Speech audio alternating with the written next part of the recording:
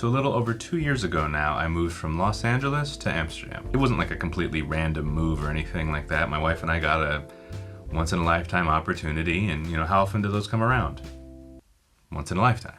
It's very far away. It's basically the other side of the planet, but the opportunity seemed too good to pass up. Before leaving, I made sure to reach out to basically everyone I knew and was like, does anybody know anything about Amsterdam, about the music life in Amsterdam? Does anyone know anybody in Amsterdam? And some people were like, yeah, I know so-and-so, so-and-so, so-and-so, and here's the layout of the music industry there. No problem. It'll be totally fine. Which is similar to what I got told when moving from New York to LA. And similarly, not everything I was told was 100% true, or sometimes even 50% true. That being said, the comments were still helpful because they filled me with hope that I could make the moves happen. Once I landed though, it was definitely not like moving from the West Coast to the East Coast or anything like that. Like, I've toured the US a little bit, and anytime you show up somewhere new, you're like, oh wow, this is definitely different, but there's something familiar about it.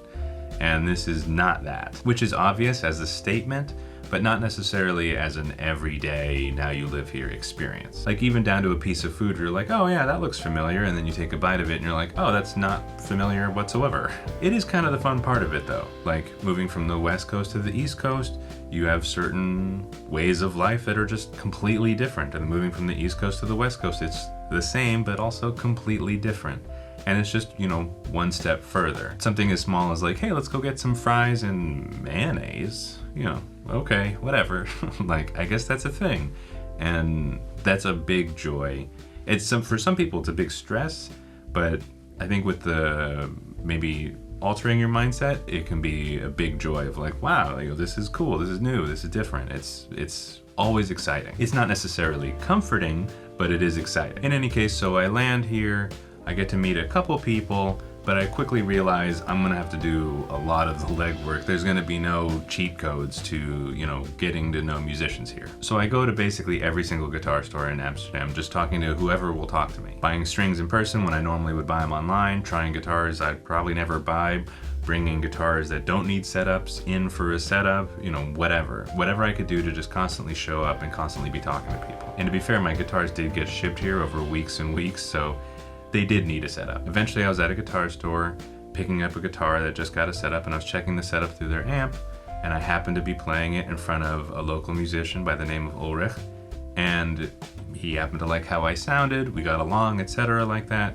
and I owe him for everything. Unfortunately, we got locked down for a few months, but like a month or so after that, so almost 7 months into me being here, I got a call, showed up, and by that time I knew maybe 2,000 Dutch words, and that was not enough to make that rehearsal easy. Also, again, these minor things like a verse in English would be a couplet in Dutch, and a chorus would be a refrain. My pronunciation is still not so great. But again, coming from the US, a refrain, kind of like refrain, would be maybe Don't Think Twice, It's All Right, or something like that from Bob Dylan, where it's a little different than a chorus. There's a handful of times in that first rehearsal where I was like, I don't know that this song has a refrain. What are you talking about? Since then, I'm on like day 801 or something like that of Duolingo. I've completed it, and I'm almost done completing like the entirety of Duolingo Dutch a second time.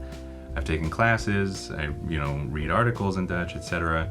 I'm constantly practicing it, and it's a really fun part to the gigs I've had here, where I'm practicing and I'm learning a new language while playing a gig, which is actually pretty cool. And learning the language of wherever you're moving to is like number one on the list of things you should definitely be doing. I remember when I was in New York, every now and again I would play in a band with someone who didn't speak any English, and it was always like, I felt really bad for them, because it was just like, I don't know how you even got here, honestly. Like, everything must be very difficult, and you must feel always like you do not belong. And that was definitely my experience here for a while. It was just like not fitting in, always feeling like weird and whatever. And I feel way more comfortable now. And it's definitely not just from being here, it's, from trying to assimilate. In music, there's no HR department making sure everything's gonna be okay for you.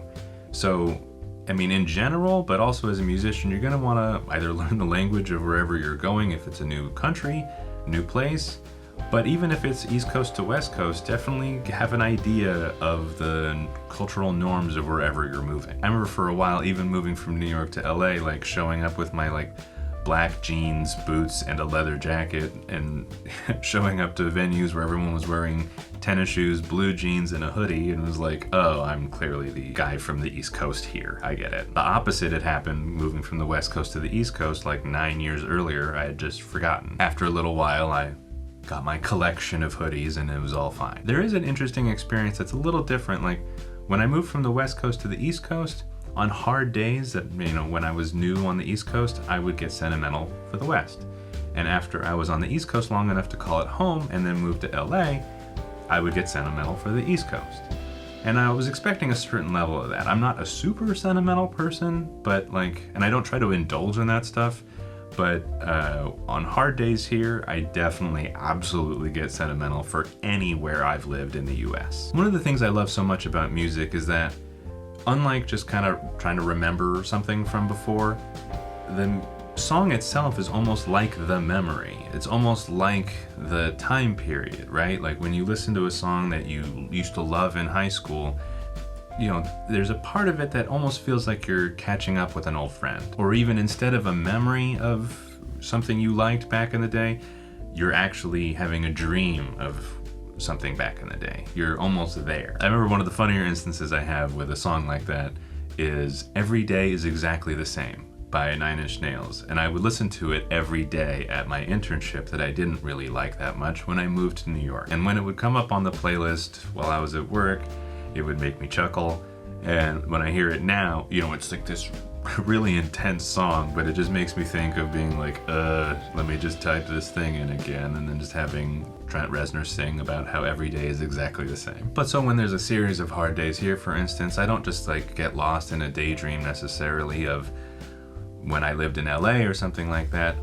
I actually will every now and again pull up a playlist of, I made a Spotify playlist of all the repertoire of a lot of the bands that I played with, and I'll just play through some of them. And while playing through a lot of those old songs, I'm filled with fun memories of the venues that maybe were great and maybe not so great, the people that were great or not so great or whatever, and a lot of the experiences, and it's a very enriching experience and I appreciate it every time. The cool thing about songwriting also with music is that you can kind of make that experience for yourself. So if I got sentimental for all the friends that I was in a band with in college, I could listen to the album that we made. Listening back to that doesn't just make me go, oh yeah, those were cool times. It's a lot of sensory information as well. When I would book studio time with my friend and roommate, who was also the producer and master of my first album, we would book 2 to 6 in the morning because no one booked that time, obviously. We'd record a whole bunch, and then on the way home, he was like, hey, I think McDonald's is open, and they have the McMuffin or some sort of thing that was soaked in syrup and super not what we should have been eating at that moment. I don't necessarily want to play along with those songs or start a new band and play those songs or anything like that, but I have been lucky enough to have a few songs that I've written kind of come with me over the years. One of the songs that's come with me over the years is a song of mine called Tom's River, named after where my wife grew up in New Jersey. I wrote it shortly after we met, and I played it in a rock band, I played it in a folk band, I played it by myself acoustic for a so far scenario, I played it in the instrumental trio, and I played it again for the first time a few days ago. It was a really nice moment because it was kind of like when I would play along with those playlists that I mentioned before, but obviously a bit more personal. And so those have been some of my experiences and some of my takeaways after moving across the planet as a musician. And here is Tom's River, a song that I've been able to take with me over the years.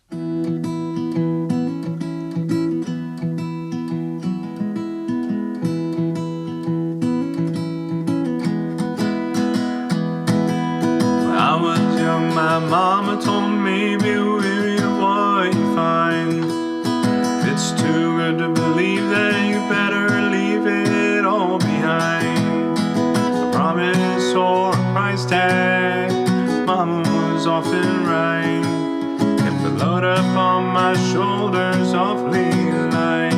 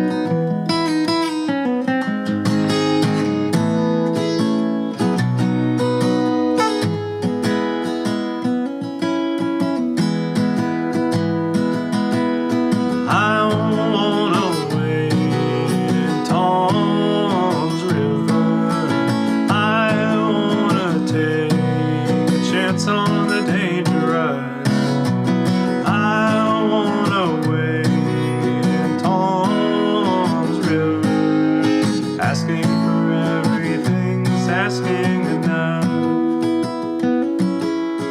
Asking for everything's asking enough.